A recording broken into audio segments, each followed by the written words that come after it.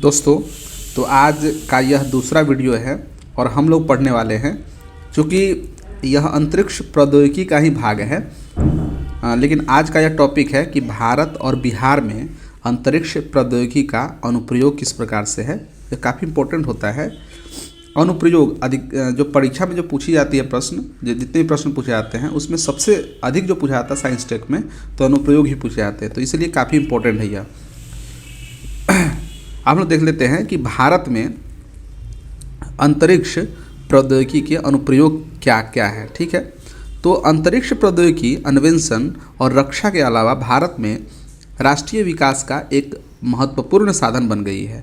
इसका व्यापक रूप से संचार, नौवहन, कृषि, आपदा प्रबंधन, मौसम पूर्वानुमान, शिक्षा, स्वास्थ्य और शासन में उपयोग किया जाता है। इसरो के उपग्रह सामाजिक समस्याओं के लिए किफ़ायती समाधान प्रदान करते हैं और विशेष रूप से दूरस्थ और ग्रामीण क्षेत्रों में बुनियादी ढांचों और सेवाओं की कमियों को दूर करते हैं। ठीक है, तो भारत में हम देख लें प्रमुख अनुप्रयोग। तो सबसे पहले देखें कि कृषि और सिंचाई में। ठीक है, तो कृषि और सिंचाई में क्या क्या दिया गया है कि IRS उपग्रहों का उपयोग करके फसल निगरानी और उपज की भविष्यवाणी किया जाता है। ये IRS उपग्रहों का उपयोग करके। इसके बाद क्या है कि मृदा स्वास्थ्य मानचित्रण और सूखे की निगरानी की जाती है। इसके बाद उपग्रह आधारित डेटा के उपयोग करके कुशल सिंचाई योजना का निर्माण होता है। तो ये कृषि और सिंचाई के रूप में जो क्या अनुप्रयोग हैं भारत में जो अंतरिक्ष प्रौद्योगिकी है उसके क्या उपयोग है, तो हमने देखा। अब हम लोग देखते हैं कि आपदा प्रबंधन के क्षेत्र में उपग्रह टेक्नोलॉजी, ठीक है, स्पेस टेक्नोलॉजी का क्या अनुप्रयोग है, भारत में क्या होता है वह देखें। तो इनसैट और रीसैट, ठीक है, INSAT और RISAT रीसैट उपग्रहों के माध्यम से बाढ़, चक्रवात और भूस्खलन की निगरानी की जाती है। समय पर निकासी और राहत के लिए पूर्व चेतावनी प्रणाली जो है यह जो है स्पेस टेक्नोलॉजी की ही देन है। मौसम पूर्वानुमान और जलवायु अध्ययन। इसके अलावा इनसैट और मेगाट्रॉपिक्स उपग्रह मानसून, चक्रवात और जलवायु पैटर्न की भविष्यवाणी करने में सहायता करते हैं। ठीक है, कृषि नियोजन और आपदा न्यूनीकरण में सहायता करते हैं। ये तो हमने क्या देखा कि आपदा प्रबंधन के क्षेत्र में स्पेस टेक्नोलॉजी के क्या क्या उपयोग है भारत में। इसके बाद है कि संचार और कनेक्टिविटी, स्पेस टेक्नोलॉजी यहाँ भी प्रभाव डालते हैं। तो GSAT श्रृंखला के उपग्रह दूर दराज के क्षेत्रों में टीवी, रेडियो, इंटरनेट और टेली शिक्षा प्रदान करते हैं। इसके अलावा टेलीमेडिसिन, ई-गवर्नेंस और डिजिटल साक्षरता कार्यक्रमों को सुगम बनाते हैं।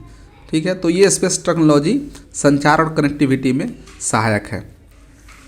इसके अलावा शिक्षा और स्वास्थ्य में देखें तो ग्रामीण विद्यालयों के लिए उपग्रह आधारित दूर शिक्षा यानी कि EDUSAT, विशेषज्ञों से परामर्श के लिए दूरस्थ क्षेत्र में टेलीमेडिसिन सेवाएं। ठीक है, नेविगेशन और रक्षा में देखें तो भारतीय क्षेत्र नेविगेशन सैटेलाइट सिस्टम यानी कि जिसे नाविक कहा जाता है, नागरिक और रक्षा उपयोग के लिए GPS जैसी सेवाओं का समर्थन करता है। ठीक है, आपदा प्रक्रिया, परिवहन और रणनीतिक सैन्य अभियानों में सहायता करता है। तो ये है नेविगेशन और रक्षा में अंतरिक्ष टेक्नोलॉजी के उपयोग। शहरी नियोजन और बुनियादी ढांचों के निर्माण में भी स्पेस टेक्नोलॉजी का इस्तेमाल होता है। उपग्रह चित्रांकन शहरों, राजमार्गों, जल संसाधनों और औद्योगिक क्षेत्रों के मानचित्रण में सहायता करता है। स्मार्ट सिटी योजना और पर्यावरण निगरानी का समर्थन करता है। तो अभी तक हम लोगों ने देखा कि भारत में स्पेस टेक्नोलॉजी के क्या क्या अनुप्रयोग हैं। अब हम लोग देख लेते हैं कि बिहार में स्पेस टेक्नोलॉजी के क्या अनुप्रयोग हैं। बिहार एक बड़े पैमाने पर ग्रामीण और बाढ़ प्रवण राज्य होने के कारण अंतरिक्ष अनुप्रयोगों से काफ़ी लाभान्वित होता है। इसमें देखें बाढ़ प्रबंधन, तो उपग्रह इमेजरी, ठीक है, उपग्रह इमेजरी नदी के स्तर यानी कि गंगा, कोसी, गंडक, ये जो नदी के स्तर है, इन जो प्रमुख नदियों के स्तर है की निगरानी करता है और बाढ़ की भविष्यवाणी करता है। ठीक है, पूर्व चेतावनी से जान माल की हानि कम करने में सहायता करता है। तो बाढ़ प्रबंधन में यह इसका अनुप्रयोग है। दूसरा है कृषि में देखें तो फसल निगरानी और मृदा मानचित्रण से किसानों को उत्पादकता में सुधार करने में मदद मिलती है। ठीक है, उपग्रह डेटा बुवाई, सिंचाई और उर्वरक उपयोग का मार्गदर्शन करता है। इसके अलावा देखें तो आपदा तैयारी, सुदूर संवेदन उपग्रहों का, ठीक है, उपयोग करके चक्रवात और भूस्खलन की चेतावनी जो है वो दी जाती है। जिला प्रशासन को निकासी और राहत कार्यों की योजना बनाने में मदद करता है। इसके बाद जल संसाधन प्रबंधन, IRS डेटा का उपयोग करके नदियों, तालाबों और भूजल का मानचित्रण किया जाता है। सिंचाई परियोजना की योजना बनाने और जल उपलब्धता सुनिश्चित करने में सहायता करता है।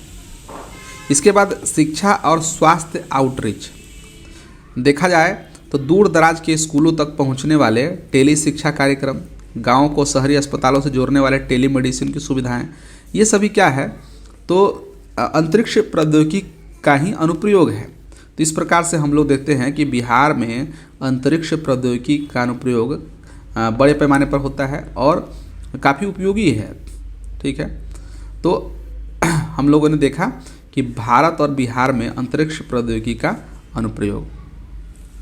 अब हम लोग देखें कि इसरो के विभिन्न अंतरिक्ष मिशन, ठीक है, ये काफ़ी इम्पोर्टेंट है, ये प्रश्न पूछे जा सकते हैं इससे। तो देखें तो सबसे पहला जो है Mangal orbiter mission. Mars orbiter mission ISRO का मंगल ग्रह पर जो है पहला अंतर्ग्रहीय मिशन है, जिसमें ऑर्बिटर क्राफ्ट को 372 किलोमीटर से लेके 80,000 किलोमीटर की अंडाकार कक्षा में मंगल की परिक्रमा करने के लिए डिजाइन किया गया है। ठीक है, मार्स ऑर्बिटर मिशन को एक चुनौतीपूर्ण तकनीकी मिशन और अंतरिक्ष यान के प्रणोदन, संचार और अन्य बस प्रणालियों पर महत्वपूर्ण मिशन संचालन और कठोर आवश्यकताओं को देखते हुए एक विज्ञान मिशन कहा जा सकता है। मिशन का प्राथमिक उद्देश्य एक अंतरिक्ष यान को डिजाइन करना और उसे साकार करना है, जो लगभग 400 मिलियन किलोमीटर की दूरी पर अर्थ बाउंड मैनूवर, ठीक है, यानी EBM, मार्टियन ट्रांसफर ट्रैजेक्टरी और मार्स ऑर्बिट इंसर्शन, ठीक है, यानी कि MOI चरणों और संबंधित डीप स्पेस मिशन प्लानिंग और संचार प्रबंधन करने की क्षमता रखता हो। 2017 में भारत के मार्स ऑर्बिटर मिशन यानी कि MOM, ठीक है, MOM अंतरिक्ष यान ने मंगल की कक्षा में 3 साल पूरे किए। अब हम लोग देखते हैं कि जो मार्स ऑर्बिटर मिशन है उसमें सबसे पहला चंद्रयान प्रथम। चंद्रयान प्रथम भारत का पहला चंद्रमा मिशन 22 अक्टूबर 2008 को SDSC, ठीक है, शहर यानी कि SHAR श्रीहरिकोटा से सफलतापूर्वक लॉन्च किया गया था। अंतरिक्ष यान चंद्रमा की रासायनिक, खनिज और फोटो भूगर्भिक मानचित्रण के लिए चंद्र सतह से 100 किलोमीटर की ऊंचाई पर चंद्रमा के चारों ओर परिक्रमा कर रहा था।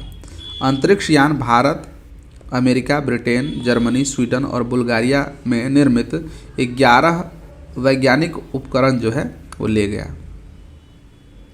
इसके बाद देखें दूसरा चंद्रयान 2। तो चंद्रयान 2 चंद्रमा पर जाने वाला पिछले चंद्रयान 1 मिशन का उन्नत संस्करण था। चंद्रयान 2 की 2 मॉड्यूल सिस्टम के रूप में कॉन्फ़िगर किया गया था, जिसमें एक ऑर्बिटर क्राफ्ट मॉड्यूल यानी OC और एक लैंडर क्राफ्ट मॉड्यूल यानी LC शामिल था, जो इसरो द्वारा विकसित रोवर को ले जा रहा था। भारत चंद्रमा की परिक्रमा करने में सफल रहा, लेकिन लैंडिंग मिशन में विफल रहा। जिस स्थान पर विक्रम लैंडर और प्रज्ञान रोवर दुर्घटनाग्रस्त हुए उसका नाम तिरंगा रखा गया। ठीक है, तो ये एक विफल मिशन था, लेकिन विफल पूर्ण रूप से तो नहीं कहेंगे, क्योंकि कहीं ना कहीं एक कड़ी के रूप में हम देखते हैं चंद्रयान-3 में। चंद्रयान-3, तो चंद्रयान-3 जो है चंद्रमा के पिछले चंद्रयान-2 मिशन का उन्नत संस्करण था। ठीक है, तो चंद्रयान-3 को 2 मॉड्यूल सिस्टम के रूप में कॉन्फ़िगर किया गया, जिसमें एक ऑर्बिटर, प्रोपल्सन सिस्टम और विज्ञान लैंडर शामिल था, जो चंद्रमा के दक्षिणी ध्रुव पर सॉफ्ट लैंडिंग के लिए प्रज्ञान रोवर को ले जा रहा था। भारत चंद्रमा की परिक्रमा करने और चंद्रमा पर सॉफ्ट लैंडिंग करने में सफल रहा। जिस स्थान पर विक्रम लैंडर और प्रज्ञान रोवर सफलतापूर्वक उतरे उसका नाम शिव शक्ति रखा गया। चंद्रयान-3 भारत का तीसरा चंद्र मिशन है, जिसे इसरो द्वारा 14 जुलाई 2023 को श्रीहरिकोटा स्थित सतीश धवन अंतरिक्ष केंद्र से प्रक्षेपित किया जाएगा। इसका मुख्य उद्देश्य चंद्रमा की सतह पर सॉफ्ट लैंडिंग का प्रदर्शन करना और चंद्र अन्वेषण में भारत की क्षमता का प्रदर्शन करना था। इसकी मुख्य विशेषताओं को देखें तो मिशन घटक को देखें तो सॉफ्ट लैंडिंग के लिए लैंडर था जिसका नाम विक्रम। सतह अन्वेषण के लिए रोवर था, उसका नाम क्या है, प्रज्ञान। इसमें कोई ऑर्बिटर नहीं है चंद्रयान-2 के विपरीत। हालांकि चंद्रयान-2 का ऑर्बिटर अभी भी कार्यात्मक है और संचार सहायता प्रदान कर रहा है। ठीक है, तो ये मिशन के घटक थे। इसके बाद उद्देश्य देखें तो चंद्र सतह पर सुरक्षित और सॉफ्ट लैंडिंग का प्रदर्शन करना, रोवर को यथा स्थान विश्लेषण के लिए तैनात करना, चंद्रमा की मिट्टी, चट्टानों और भूकंपीय गतिविधि पर वैज्ञानिक प्रयोग करना, ये सभी उद्देश्य थे चंद्रयान-3 मिशन के। लैंडिंग की बात कर ले तो 23 अगस्त 2023 को चंद्रमा के दक्षिणी ध्रुव एक अज्ञात क्षेत्र पर सफल सॉफ्ट लैंडिंग की। भारत चंद्रमा के दक्षिणी ध्रुव के पास उतरने वाला पहला देश बन गया है और चंद्रमा पर सॉफ्ट लैंडिंग करने वाले कुल मिलाकर चौथा देश बना है, अमेरिका, रूस और चीन के बाद। ठीक है, वैज्ञानिक उपलब्धियों के बारे में बात कर ली जाए तो प्रज्ञान रोवर ने चंद्रमा की मिट्टी की संरचना का अध्ययन किया, जिसमें सल्फर, एल्युमिनियम, कैल्शियम, लोहा, क्रोमियम, टाइटेनियम, मैग्नीज, सिलिकॉन और ऑक्सीजन जैसे तत्वों का पता लगाया गया। सतह के निकट चंद्रमा के तापमान में परिवर्तन दर्ज किया गया। चंद्र रेगोलिथ यानी कि लूनर रेगोलिथ के यांत्रिक और तापीय गुणों पर डेटा प्रदान किया गया। इसका महत्व देखें तो भारत की तकनीकी क्षमता और लागत प्रभावी अंतरिक्ष अन्वेषण का प्रदर्शन किया गया। संसाधन, मानचित्रण और संभावित मानव अन्वेषण सहित भविष्य के चंद्र मिशनों के लिए संभावनाओं के द्वार खोले। अंतरिक्ष अनुसंधान में एक वैश्विक नेता के रूप में भारत की स्थिति को मजबूत किया। तो हम लोगों ने ये चंद्र मिशन को पढ़ा, चंद्रयान-1, चंद्रयान-2 और चंद्रयान-3 के माध्यम से। अब हम लोग देखते हैं Nisar, NASA ISRO synthetic aperture radar. ये क्या है? तो NASA ISRO synthetic aperture radar, जिसे हम लोग निसार कहते हैं, NISAR। तो ये मिशन क्या है? तो नासा और इसरो के बीच एक संयुक्त परियोजना है जिसका उद्देश्य 2025 में दोहरे आवृत्ति सिंथेटिक एपर्चर रडार यानी कि SAR से लैस एक पृथ्वी अवलोकन उपग्रह यानी EOS का सह विकास और प्रक्षेपण करना है। मिशन का उद्देश्य पृथ्वी पर प्राकृतिक खतरों, पर्यावरणीय परिवर्तनों और गतिशील प्रक्रियाओं की निगरानी करना है तथा आपदा प्रबंधन, जलवायु अध्ययन और वैज्ञानिक अनुसंधान के लिए महत्वपूर्ण डेटा प्रदान करना है। महत्वपूर्ण विशेषताओं में देखें तो मिशन के प्रकार, तो दोहरी आवृत्ति वाले सिंथेटिक एपर्चर रडार का उपयोग करके पृथ्वी का अवलोकन करना। प्रक्षेपण यान में देखें तो इसरो के LVM-3 रॉकेट से प्रक्षेपित किया जाएगा। कक्षा, सूर्य तुल्यकालिक निम्न पृथ्वी कक्ष में जो है इसे रखा गया।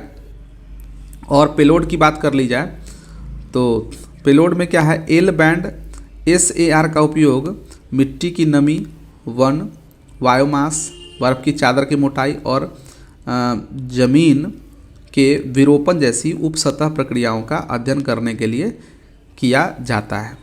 S band SAR S band SAR ISRO L band का पूरक है तथा जल, बर्फ और मिट्टी की नमी का उच्च रिजोल्यूशन मानचित्रण प्रदान करता है। मिशन की अवधि देखें तो संभावित विस्तार के साथ जो है 5 वर्षों के लिए योजना बनाई गई है। ठीक है, तो देखिए निसार का क्या महत्व है, इसे इस प्रकार से दर्शाया गया है। निसार का क्या महत्व है, तो सभी मौसमों में दिन और रात में उच्च रिजोल्यूशन वाली इमेजिंग प्रदान करना, अंतर्राष्ट्रीय सहयोग को मजबूत करना, आपदा पूर्वानुमान, जलवायु निगरानी, संसाधन प्रबंधन में ये सक्षम है और रडार प्रणाली को उन्नत करने के लिए नासा इसरो का संयुक्त यह मिशन है। ठीक है, तो ये निसार हम लोगों ने देखा। मिशन की अवधि जो है वो कितनी है, 5 वर्ष की। इसका उद्देश्य देखें तो उद्देश्य दिया गया है कि भूकंप, सुनामी, भूस्खलन और ज्वालामुखी की निगरानी करना, हिम नदीय परिवर्तनों, बर्फ की चादर की गतिशीलता और समुद्र स्तर में वृद्धि पर नज़र रखता है, वनों की कटाई, शहरी विस्तार और फसल निगरानी का मानचित्रण करना, सरकारों और शोधकर्ताओं को आपदा प्रबंधन सहायता प्रदान करना। तो ये एक काफ़ी बड़ी जो है क्या बोलते हैं, यह मिशन बहुत बड़ा मिशन है यह इसरो और नासा का। अब आगे हम लोग देखते हैं आदित्य L1 सूर्ययान। ठीक है, तो आदित्य L1 सूर्य का अध्ययन करने के लिए भारत का पहला समर्पित अंतरिक्ष मिशन है, जिसे भारतीय अंतरिक्ष अनुसंधान संगठन यानी कि इसरो द्वारा 2 सितंबर 2023 को प्रक्षेपित किया गया। संस्कृत शब्द आदित्य, ठीक है, आदित्य यानी कि सूर्य पर आधारित इस मिशन को पृथ्वी से लगभग 15 लाख किलोमीटर दूर स्थित लैग्रेंज बिंदु L1 के चारों ओर एक प्रभा मंडल कक्ष में स्थापित किया गया है। सूर्य का निरंतर और निर्बाध अवलोकन प्रदान करने के लिए डिजाइन किया गया। आदित्य L1 उन्नत अंतरिक्ष अनुसंधान, विशेष रूप से सूर्य भौतिकी और अंतरिक्ष मौसम पूर्वानुमान के क्षेत्र में भारत की यात्रा में एक महत्वपूर्ण कदम है। ठीक है, यह एक उपग्रह है जिसे सौर कोरोना यानी कि सूर्य के बाहरी परत का अध्ययन करने के लिए डिजाइन किया गया है, जो नासा के पार्कर सोलर प्रोब के समान है। ठीक है, नासा का जो पार्कर सोलर प्रोब है उसी के समान है। इसे अंतरिक्ष में एक सुविधाजनक बिंदु के चारों ओर एक हेलो कक्षा में रखा जाएगा, जिसे L1 लैग्रेंज बिंदु के रूप में जाना जाता है। हेलो ऑर्बिट एक 3 बॉडी सिस्टम यानी कि L1, L2, L3 Lagrange point के पास आवधिक त्रिआयामी कक्षा है। लैग्रेंज पॉइंट वह बिंदु है जहां 2 बड़े पिंडों का संयुक्त गुरुत्वाकर्षण बल एक तीसरे पिंड द्वारा महसूस किए जाने वाले केंद्र पसारक बल के बराबर होता है, जो अपेक्षाकृत छोटा होता है। 2 बॉडी सिस्टम में लगभग 5 ऐसे बिंदु होते हैं। ठीक है, बिंदु L का मुख्य लाभ यह है कि यहाँ से सूर्य को बिना किसी ग्रहण या बाधा के देखा जा सकता है। मिशन में 7 पेलोड हैं, जिनमें मुख्य payload visible emission line coronagraph यानी कि VLEC शामिल है। आदित्य L1 सूर्य के कोरोना के चुंबकीय क्षेत्र का अध्ययन करने वाला पहला उपग्रह होगा। इससे यह अध्ययन करने में मदद मिलने की उम्मीद है कि सूर्य की सबसे गहरी परत फोटोस्फीयर का तापमान कोरोना से बहुत कम क्यों है। ठीक है, यह अंतरिक्ष के मौसम को प्रभावित करने वाले पहलुओं, सौर पवन आयनों की उत्पत्ति, कोरोनल मास इजेक्शन पर उनकी प्रतिक्रिया, हेलियोस्फीयर में इसका वितरण, सूर्य के चारों ओर का स्थान जो प्लूटो तक फैला हुआ है उसका अध्ययन। ठीक है, तो ये सभी आदित्य L1 के उद्देश्य के रूप में हम लोग देखते हैं। ठीक है, अब हम लोग देखें एस्ट्रोसैट। ठीक है, तो एस्ट्रोसैट क्या है? एस्ट्रोसैट भारत की पहली समर्पित बहुतरंगदैर्घ्य अंतरिक्ष वेधशाला है।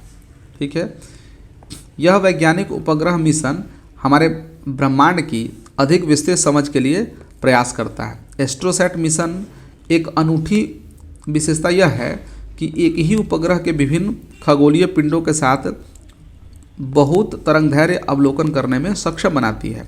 एस्ट्रोसैट विद्युत चुंबकीय स्पेक्ट्रम के ऑप्टिकल, पराबैंगनी, निम्न और उच्च ऊर्जा एक्सरे क्षेत्रों में ब्रह्मांड का अवलोकन करेगा, जबकि अधिकांश अन्य वैज्ञानिक उपग्रह तरंगदैर्घ्य बैंड के एक संकीर्ण सीमा का अवलोकन करने में सक्षम है। एस्ट्रोसैट के बहुतरंगदैर्घ्य अवलोकन को अन्य अंतरिक्ष यान और भू आधारित अवलोकन का उपयोग करके समन्वित अवलोकनों के साथ आगे बढ़ाया जा सकता है। भारत के सभी प्रमुख खगोल विज्ञान संस्थान और कुछ विश्वविद्यालय इन अवलोकनों में भाग लेंगे। एस्ट्रोसैट का भार लगभग 1513 किलोमीटर है और PSLV C30 द्वारा भूमध्य रेखा से 6 डिग्री के कोण पर झुकी हुई 650 किलोमीटर के कक्षा में प्रक्षेपित किया गया है। एस्ट्रोसैट मिशन के वैज्ञानिक उद्देश्य हैं न्यूट्रॉन सितारे और ब्लैक होल वाले बाइनरी स्टार सिस्टम में उच्च ऊर्जा प्रक्रियाओं को समझना। ठीक है, न्यूट्रॉन सितारों के चुंबकीय क्षेत्रों का अनुमान लगाना, हमारी आकाशगंगा से परे स्थित तारा प्रणालियों में तारा जन्म क्षेत्रों और उच्च ऊर्जा प्रक्रियाओं का अध्ययन करना, आकाश में नए एवं थोड़े समय के लिए चमकीले एक्सरे स्रोत का पता लगाना और परावैज्ञानिक क्षेत्र में ब्रह्मांड का सीमित गहन सर्वेक्षण करना। ठीक है, तो ये था एस्ट्रोसैट और इसका प्रमुख उद्देश्य। अब हम लोग आगे बढ़ते हैं, एक्सपोसैट पढ़ते हैं। तो एक्सपोसैट यानी कि एक्सरे पोलरीमीटर सैटेलाइट ब्रह्मांडीय एक्सरे के ध्रुवीकरण का अध्ययन करने वाला भारत का पहला समर्पित मिशन है, जो देश के अंतरिक्ष विज्ञान कार्यक्रम में एक महत्वपूर्ण मील का पत्थर है। इसके द्वारा 1 जनवरी 2024 को PSLV C58 रॉकेट का उपयोग करके प्रक्षेपित किया जाने वाला इस मिशन का उद्देश्य ब्रह्मांड में ब्लैक होल, न्यूट्रॉन तारे, पल्सर और मैग्नेटर्स जैसी कुछ ऊर्जावान और रहस्यमयी घटनाओं का पता लगाना है। पारंपरिक एक्सरे खगोल विज्ञान के विपरीत, जो मुख्य रूप से इमेजिंग, स्पेक्ट्रोस्कोपी और टाइमिंग पर केंद्रित है, एक्सपोसैट क्या है?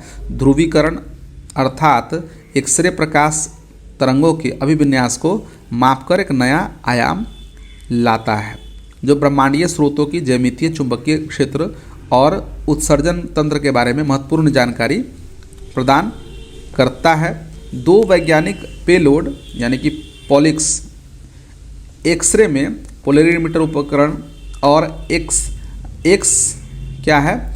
एक्सरे स्पेक्ट्रोस्कोपी और टाइमिंग, यानी कि इसका नाम क्या है? एक्सपेक्ट को मिलाकर यह मिशन एक्सरे ध्रुवीकरण और स्पेक्ट्रा का एक साथ अवलोकन करने में सक्षम बनाता है, जिससे यह खगोल भौतिकी अध्ययन के लिए एक अनूठा और शक्तिशाली उपकरण बन जाता है।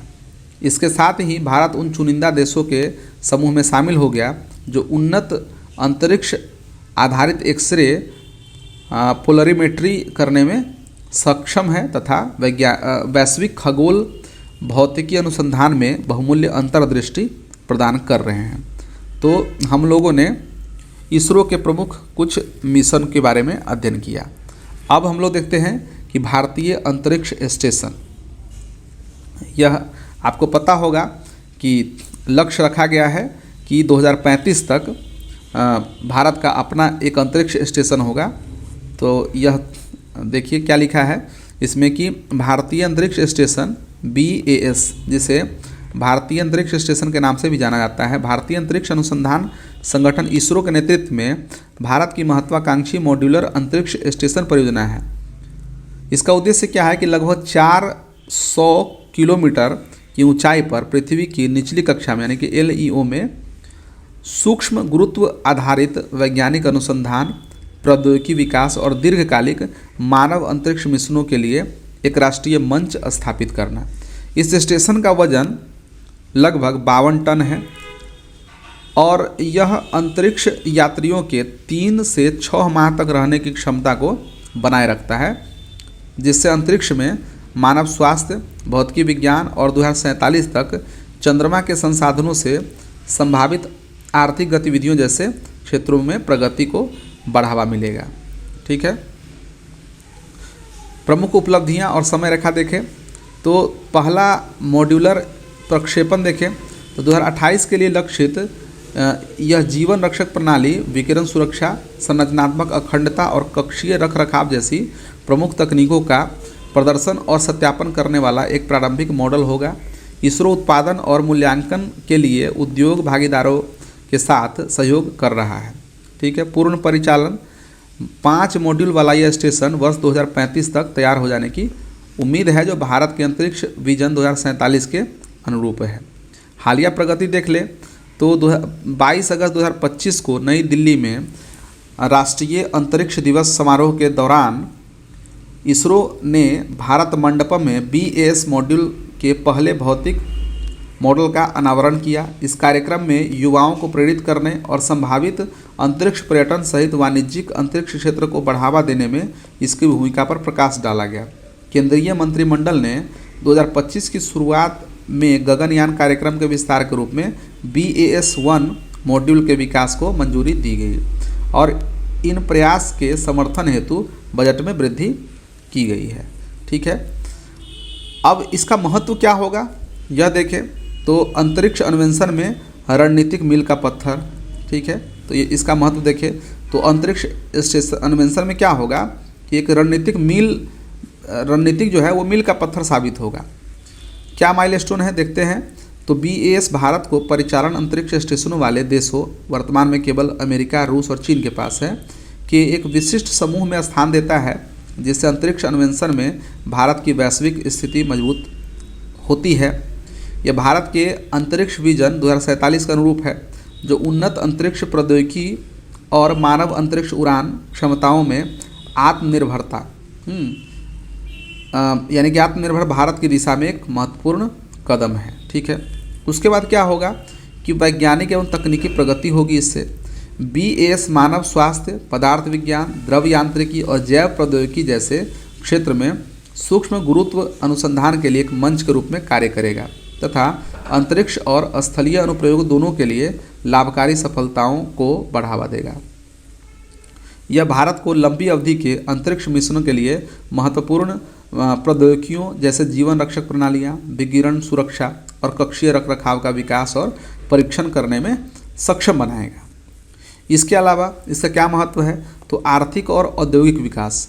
इस परियोजना से भारत की अंतरिक्ष अर्थव्यवस्था को बढ़ावा मिलने की उम्मीद है, जिसके 2035 तक $8 बिलियन से बढ़कर $44 बिलियन की हो जाने की उम्मीद है, जिसमें डिजाइन, विनिर्माण और संचालन में 300 से अधिक स्टार्टअप और निजी उद्योगों को शामिल किया जाएगा।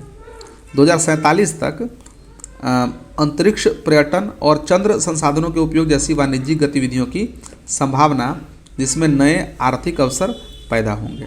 ठीक है, इसके अलावा अंतर्राष्ट्रीय सहयोग और नेतृत्व।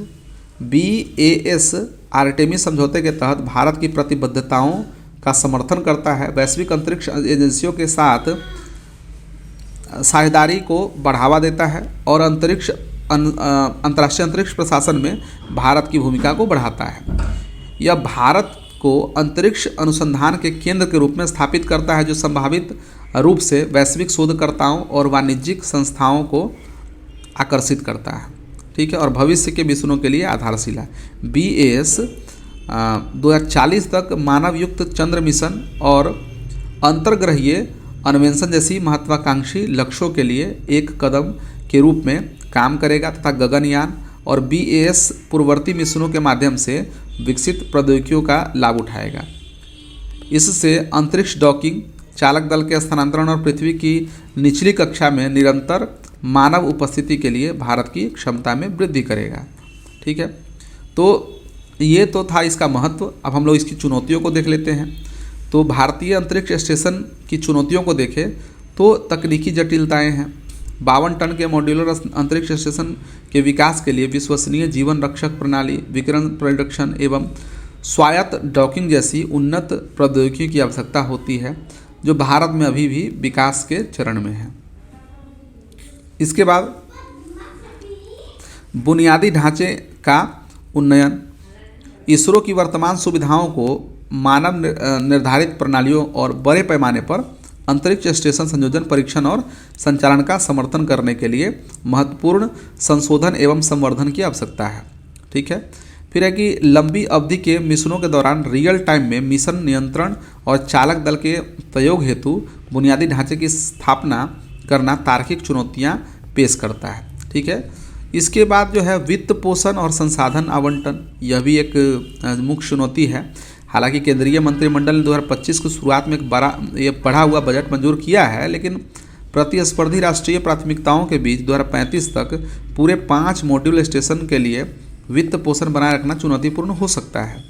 ठीक है, BAS गगनयान और अन्य इसरो मिशन जैसे चंद्रयान के बीच संसाधनों को संतुलित करने के लिए सावधानी पूर्वक योजनाओं की आवश्यकता होती है। ठीक है, इसके बाद है कि मानव संसाधन और विशेषज्ञता।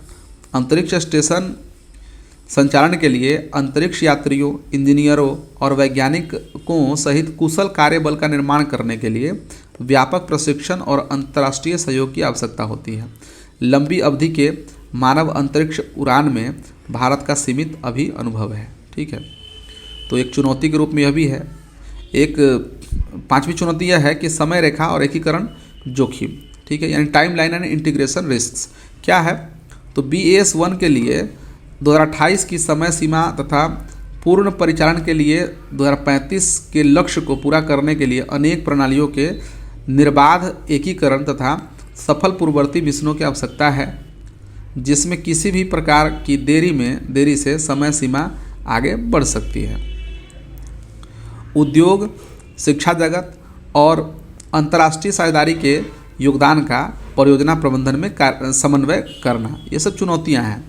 BAS एक परिवर्तनकारी परियोजना है जो भारत की अंतरिक्ष महत्वाकांक्षाओं को बढ़ावा देती है, वैज्ञानिक और आर्थिक विकास को गति देती है और भविष्य के अन्वेषण के लिए मंच तैयार करती है। हालांकि इससे प्रौद्योगिकी विकास, बुनियादी ढांचे, वित्त पोषण और विशेषज्ञता में कठिन चुनौतियों का सामना करना पड़ रहा है। ठीक है, तो हम लोगों ने BAS के बारे में पढ़ा, भारतीय अंतरिक्ष स्टेशन। अब जो कुछ बाकी जो छूट गया अंतरिक्ष प्रौद्योगिकी में, हम लोग कल के वीडियो में हम लोग पूरा कर लेंगे। ठीक है, तो मिलते हैं अगले वीडियो में, तब तक के लिए धन्यवाद।